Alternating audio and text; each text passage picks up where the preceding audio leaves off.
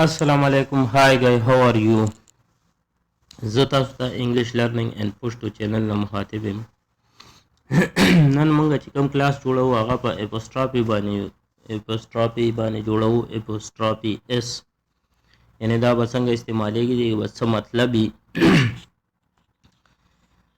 دا کلاس ډیر ضروری دی د بیسیک او د ایڈوانس لیول لپاره هم. په دې کې زه تاسو ته داسې پوینټونه کلیر کوم چې هغه به کله هم ایڈوانس لیول ولته کېدای شي فتح نه وي څه او په نیوز پیپر یا په نور ریډینګ کې به تاسو ته ډېر هیلپ درکوي.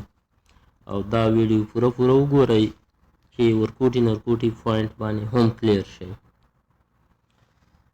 دلته الیز پن د الی پن یعنی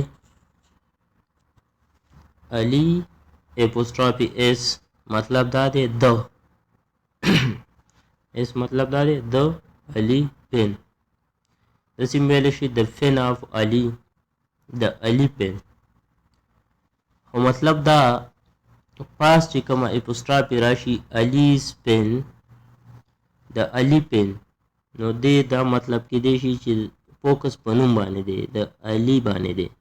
لکه داسې نه وی چې د رئیس پن د ثاقب پن نه د علي پن فوکس په دې باندې دی. لاندې کې چې کوم دی د پن آف علي فوکس په دې پن باندې دی. لکه د علي پن د علي لیپټاپ نه د علي موبایل نه د علي پن فوکس په پن باندې دی. علي دومره فرق دی. دلته کانسیپټ داسې دی. دی بل سنټنس ته ګورئ. I need Ali laptop. I need Ali's laptop. ما ته د علي لیپټاپ پکار دی. ما ته فوکس په چا باندې دی په نوم باندې دی علي باندې. ما ته د علي لیپټاپ پکار دی. ما ته د رئیس لیپټاپ نه دی پکار. ما ته د ثاقب لیپټاپ نه دی پکار. ما ته د علي لیپټاپ پکار دی.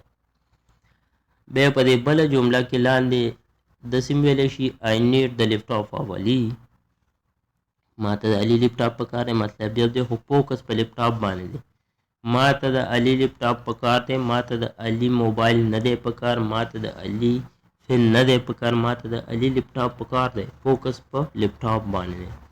دواړه طرف جملې تاسو ویلی شي خالي دومره فرق پکې دی کنسپټ کې چې دا کم مې ته وویې صحیح. بل دلته اوس موږ وایي چې ګرلز پن ګرل جینۍ شو یوه او ایس د دپاره رالی پن د جینۍ پن. داسې ویلې د پن آف ګرل. په دې کنسپټ خو مې خوا کلیر کړئ.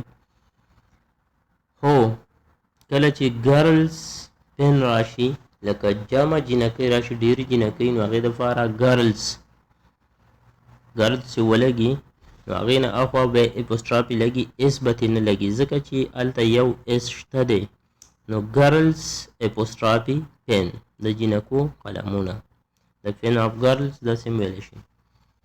ټیک شو. یو مثال درته بل در کومه. مای برادرز پن زما د رور پن. مای برادر اس اپوسټرافي اس د پن ما د رور قلم. ټیک شو. د پن آف مای برادر. او کله چې ورونه راشي جمع راشي مای برادرز نو بیا به اپوسټرافي لګي اس به نه لګي ځکه چې هلته یو اس راغلی دی جمع دی. نو انګلیش دا رول دی چې یو اس ولګي اپوسټرافي نه پس به بیا انګلیش نه لګي. تاسو به اکثر داسې په نیوز پیپر کې لیدلی وي خو تاسو به په زړه کې ویلي چې دا نیوز پیپر والا نه اس ایر شوی دی یا مس شوی دی پرنټ نه دی راخیستی. هغه داسې نه وي. دا رول د انګلیش داسې دی. مای برادرز اپوسټرافي او بیا پن زما د رونو قلمونه. ٹھیک شو. دا یو شارټ غونډه کې کانسپټ د اپوسټرافي باره کې او چینل سره سبسکرایب کوئ ویډیو سره زیاده شیر کوئ چې د افغانستان پاکستان د پښتنو په هر یو دره کې چې کم یو سټوډنټ دی چې هغو ته دا ویډیو ورسي. تھینک فار واچینګ. ټیک کیر. د الله په امان.